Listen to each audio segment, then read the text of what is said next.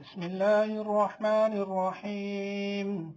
سيقول السفهاء من الناس ما ولاهم عن قبلتهم التي كانوا عليها قل لله المشرق والمغرب يهدي من يشاء إلى صراط مستقيم. وكذلك جعلناكم أمة وسطا لتكونوا شهداء على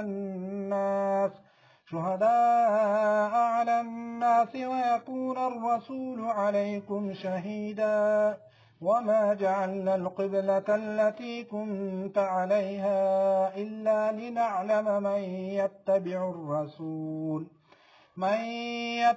الرسول ممن ينقلب على عقبيه وإن كانت لكبيرة إلا على